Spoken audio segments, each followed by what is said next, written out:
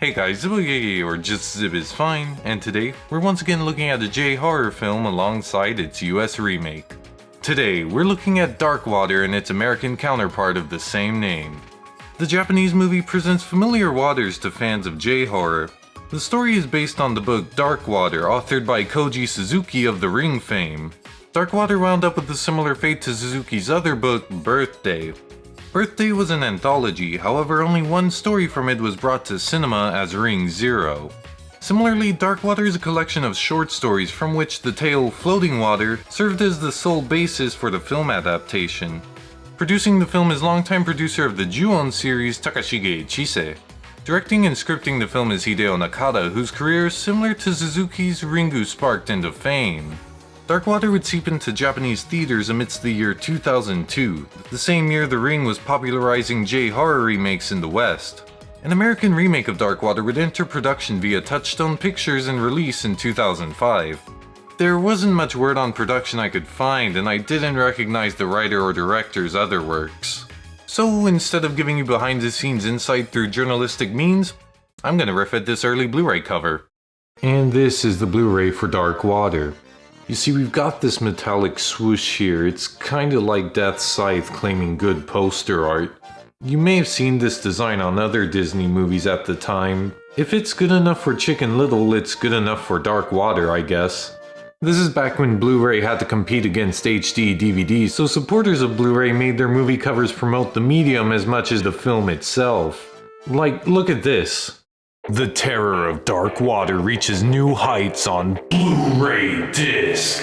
The film Rolling Stone calls a torrent of suspense is a visual and auditory wonder in this revolutionary high-definition format. Experience every heart-stopping moment in razor-sharp 1080p and feel the grip of every blood-curdling scream delivered in 5.1 48 kHz 16-bit uncompressed audio. See, hear, and feel excitement with Blu-ray High Definition. Bring home the ultimate high-definition experience. If I'm buying or renting a Blu-ray, I probably already own a Blu-ray player to, play it. You don't have to sell me the tech on the damn cover. But with that out of the way, let's take a dive into Dark Water and Dark Water. I will start by describing the plot to the Japanese film. Yoshimi is battling for custody of her daughter, Ikuko. Needing a stable environment to support her case, Yoshimi rushes to find an apartment. She winds up renting a tawdry apartment haunted by a child named Mitsuko. Against her ex, unusual events at the apartment, and past trauma, Yoshimi must resist spiraling into despair for the sake of her daughter. The American movie follows the same basic scenario. Just replace Tokyo with New York, Yoshimi with Dahlia, Ikuko with Cecilia, and Mitsuko with Natasha, and you get Dark Water US. The horror between the two has some similarities. The mucky water and especially the hair in the cup of water were lip biters of both films. But a majority of the scares differ. Dark Water Japan's horror is particularly fond of this one bag.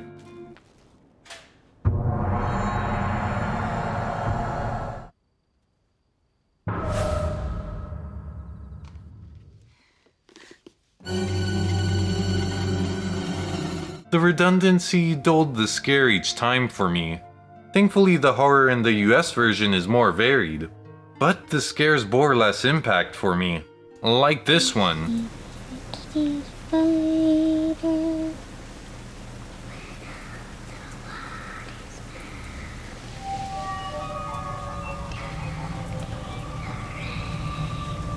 I found the creepy child singing passé. On top of that, the adaptation lacked one of my favorite scenes from the original. The hide-and-seek scene is a standout moment of Dark Water Japan. The way water seamlessly seeps from Mitsuko's feet as if her being is water is a creative and chilling visual. The horror of each has its downsides and upsides, but I think I prefer the horror of the original by just a bit since the scares in it that hit hard. But what would horror be without presentation, so let's compare the audio and visuals of each film. The appearance of the ghost child diverges between movies. In the original, Mitsuko's face is always obscured by shadow or her yellow raincoat, while Natasha's face is displayed several times in the American adaptation. I was disappointed to see the US film stray away from the original in this regard. Hiding Mitsuko's face gives the character a sense of mystery. By concealing the human quality that is her face, Mitsuko also becomes more frightening. As for the environment, both movies' set designs portray the apartment's lackluster appeal in different ways. Darkwater Japan presents an interior made of a lifeless, desaturated gray, while its western counterpart features walls adorned in layers of paint and grimy tiling. The set's use of texture in the US film effectively conveys the apartment's shoddy upkeep. The lighting between both films differ greatly. The lighting of Darkwater Japan is fair, often with an even distribution of luminance on characters. Meanwhile, the lighting in Darkwater US is more dynamic, featuring deep shadows. The Japanese film appears average compared to the dramatics of the US version. The same can be said for each film's audio.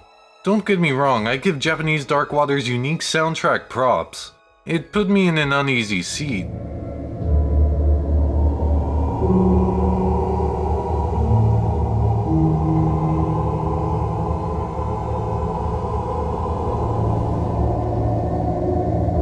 However, many of the scenes are backed by silence.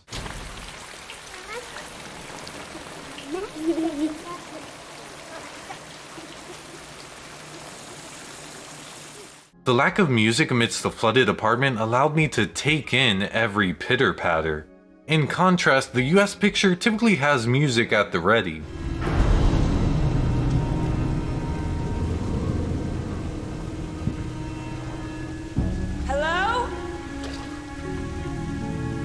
From the visuals to the audio, Darkwater US has a greater concern with the dramatics of the film than the Japanese version. However, I prefer the unassuming presentation of the original. The modest lighting and sound design felt authentic. I found the minimalistic presentation made Darkwater Japan feel real and tangible. It's uniquely immersive. But what about the film's story? The plot points of each film don't diverge much from each other. It's more accurate to say Darkwater US adds new beats onto the original. One such example is the American film's misdirection. The film lends probable cause for the mysterious events to two teens, leaving everything to seem resolved before the climax. It's a nice tease of safety before the protagonist is sent in the frying pan. The adaptation also develops a plot point further than the original. In Darkwater Japan, Ikuko responding to Mitsuko does little more than increase Yoshimi's concern. However, in Darkwater US, Cecilia's interactions with Natasha not only concern her mother, but her school as well. Adding to the flames, the ex-husband Kyle attacks Dahlia's case, using these interactions to claim Dahlia is imprinting delusions onto Cecilia. Darkwater US took this one event and expanded its wave of impact. It aided the conflict's escalation. I prefer the storyline of Darkwater US, as the aforementioned additions make the plot more active. In comparison, Darkwater Japan's plot is simpler, but that's not much of an issue in the face of the film's strong characters. Characters can be quite different between the two films. Whereas Kyle loses his temper on occasion, the ex-husband in Darkwater Japan never loses his cool. He's portrayed much more sinisterly than his American other.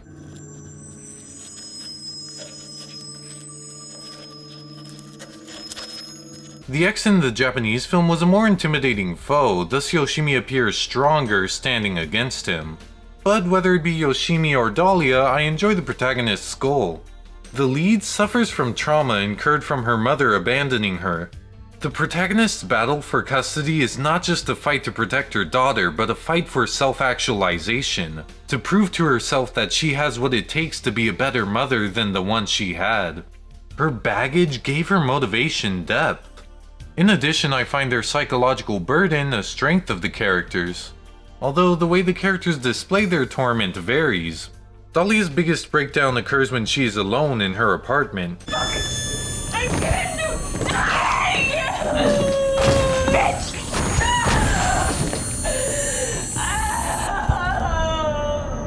On the flip side, Yoshimi breaks down on greater occasion to the point of losing control in a public space.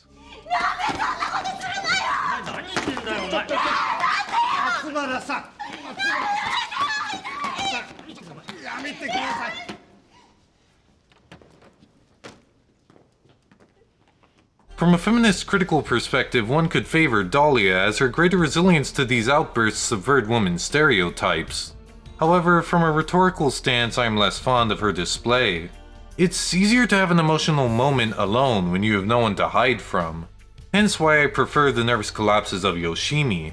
The frequency of Yoshimi's breakdowns, as well as her inability to control it in public, testify to her intense agony. From this, I felt stronger empathy towards Yoshimi. Wherewithal her perseverance through her great struggle attribute to the strength I view in the character, and this resolve is put to the test in the climax. I'm gonna cover the third act a bit differently. I'll describe the Japanese version first, so to use the characters' names rather than their roles because it's more compelling that way. Then I'll detail the differences in the US version. Alright? Let's go. It is revealed that after having been abandoned by her mother, Mitsuko drowned in the apartment water tank. The spirit forces Ikuko's head underwater before Yoshimi saves her. Mitsuko then clutches onto the escaping Yoshimi in what might be the scariest scene in the film.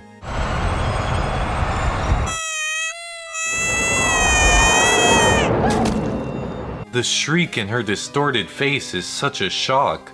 The buildup of mystery surrounding her face gives this scare an added punch. Yoshimi then sacrifices herself to become Mitsuko's mother and save Ikuko. In the end, Yoshimi proves herself to be the mother she always wanted to be by paying the ultimate price. The US version makes a few adjustments. For one, the climax in the US film is about half the length of the original.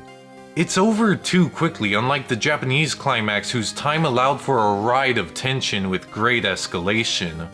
Another difference occurs pre-climax when Kyle compromises on his custody demands. You're right about the school here. I checked it out. It's good. Maybe I could get a place. No, it's fine. I believe Kyle's redemption is meant to comfort the audience since it makes him more deserving of custody by the end. This contrasts the original where, in spite of the underhanded tactics he maintains throughout the film, the ex still gets Ikuko. This aspect of the American adaptation can yield stronger gratification, but this doesn't weaken the Japanese film in my opinion. To the contrary, actually. Although the ex-husband gets what he wants, it is not due to his clandestine means. Thus, the narrative does not validate his actions. The narrative remains solid on top of its sense of realism. Not everyone will eventually become a good guy, and sometimes bad people get what they want. Darkwater Japan didn't sugarcoat that, and I admire it for providing a truth. But the original has one more trick up its sleeve, one that propels its ending to greatness for me. Exclusive to the Japanese film is the epilogue that skips 10 years forward. It follows a teenage Ikuko winding up back at the old apartment, having an encounter with her late mother. I'll share what I find to be the most depressing excerpt from the movie. 昔、1個さ一緒なら何があっても平気って言ってくれたこと覚えてる？今も変わりない？変わりないわよ。 This dialogue underlines Yoshimi's sacrifice. She gave up not just her life, but her happiness. The biggest impact for me occurs when Ikuko senses the familiar resentment of Mitsuko, causing Ikuko to piece it all together. 母はずっとここで私のことを守ってくれていた。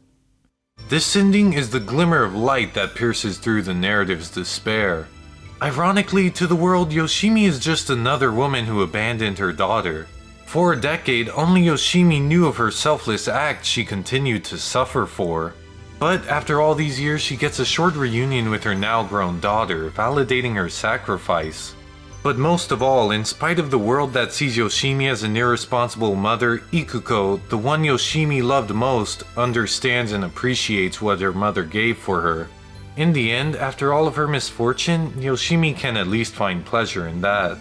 All the characters' suffering is vindicated by the film's final, satisfying note. The ending of Darkwater is one of the most cathartic experiences I've had in film. I'd go as far as to say it's a perfect conclusion. Between Darkwater Japan and Darkwater US, it's probably obvious which one I prefer. Although there are overlapping qualities of both works I enjoy, they are by no means the same movie. The set design alongside fleshed out plot benefited Darkwater US. However, the authentic feeling sound design, cinematography, and writing, alongside the hard-bearing protagonist and masterful ending of the original, tilt my scales in favor of the unique Japanese Dark Water. I've been Zibboyeye, or just Zib is fine, and thank you for watching. Zibbo bye bye!